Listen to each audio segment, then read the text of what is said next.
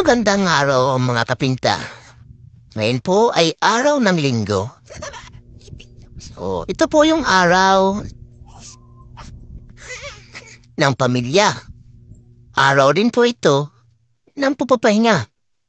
Araw din para sa Panginoon. So, kami po ngayon ay papunta ng bayan upang magsimba. Siyempre, ako po ang driver kaya medyo chill lang po ang drive natin. Hindi naman po tayo nagmamadali. So, yung iba masyadong hataw pong patakbo. Para po silang inahabol, pero hindi po nila alam kung ano po talaga ang mangyayari sa kalsada. Kasi minsan, may biglaan na lang po na aksidente na nangyayari dito.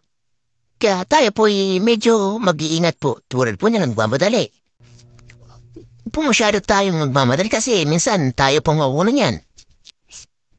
Kaya sa mga driver, medyo safety po muna tayo sa pagdadrive. Chill lang po tayo, huwag po tayo masyadong nagmamadali. Kasi marami na pong na-aksidente sa ngayon. And so medyo mabagal na po ang takbo namin, sinusundan na po namin yung tricycle na nasa unahan namin.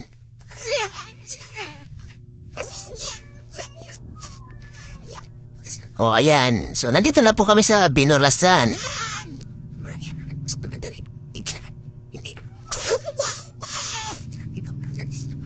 Medyo dandahan lang po tayo.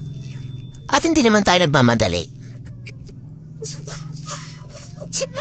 So, ayan. Malapit na po tayo sa ating pupuntahan. So, konting ingat lang po tayo. Tulad po yan, dahil po nila. Yan, so mabilis po silang patakbo. Dahil naman po, ang dami dahil po nilang sakay. Tulad niyan, may lumusot na pong sasakyan.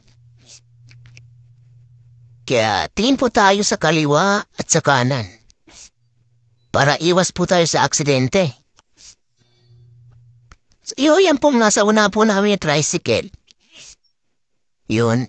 So, yun po ay si Kuya Andre po nagdadrive nun. Yun po nakasakay. Sina Ate Joy, Ate Ira. Siyempre yung mga bata nandun rin sa loob ng tricycle. So sila po ay magsisimba rin. Katulad din namin, simba. Ito na po, nasa bayan na po tayo. Bayan po ito namin Fanta. Ito na po kami ngayon at medyo dandahan lang po. Tulad niyan, bigla po na-stop. Kaya, wag po tayo masyadong magmadali o patakbo. Pwede may pulis. Kaya naman po, sa pagmamaneho, yan po ang aking pong masasabi. Mag-ingat po tayo. Medyo tingnan po natin, tulad po niyan. Ang bibilis po ng mga sasakyan. Kaya dapat kaliwa kanan, tingin natin dyan.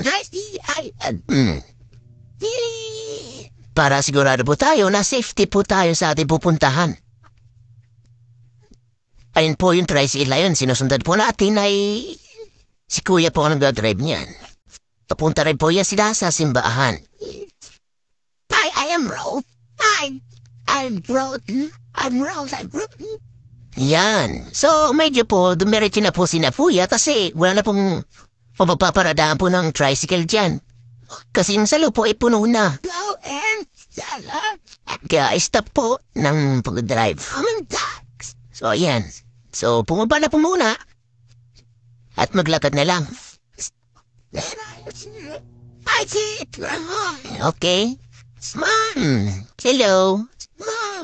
Yan, papunta na po kami sa simbahan. So, may naglalakad na po sila papunta doon. Si Kuya Andy at si Kuya Aldrich. At siyempre, si Kuya Chris. Nanguna. Yan. Ito na po ang simbahan. Okay. Pagkatapos po na ay magsimba dyan, ayan po. Kaway-kaway po, hello, si Ate Alang. Ayan, nandito na po kami sa Mang Inasal. So, dito na po kumain. At siyempre, sama-sama. Para po isang kainan, isama-sama na po kami. Ayan. O yun po ang Mang Inasal sa loob. Aba, ang dahil po kumakain kasi araw po ngayon ng linggo. Siyempre, katapos lang po magsimba, kaya nagutom din naman, kaya ayan po. Family day po muna.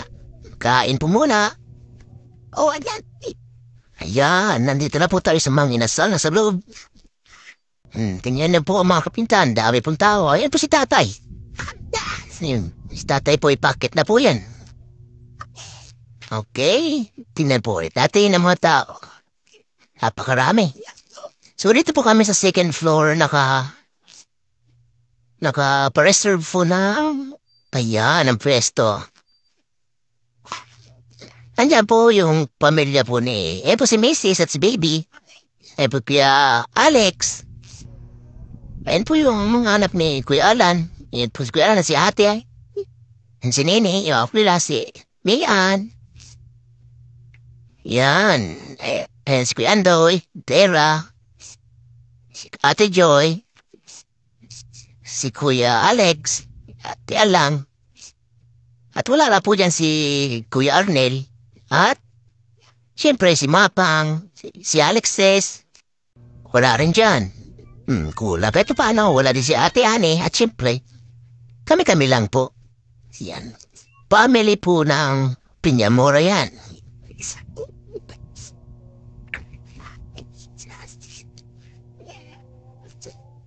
Yan, pagkatapos naman po namin kumain sa Mang Inasal, dumiretso naman po kami ngayon papunta ng sementeryo para kumustahin po namin yung mga mahal po namin sa buhay na namayapa na po. Para po sila kumustahin. Kahit po wala na sila, puntahan po natin.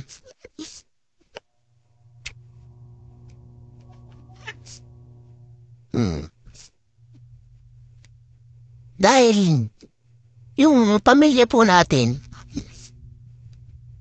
kahit po sila ay nandoon na, wag po natin nakalimutan na dalawi sila.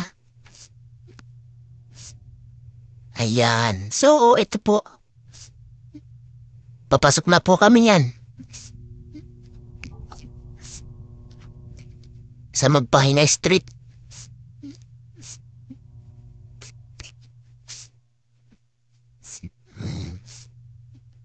Tinataha ko na po ang papunta ng sementeryo.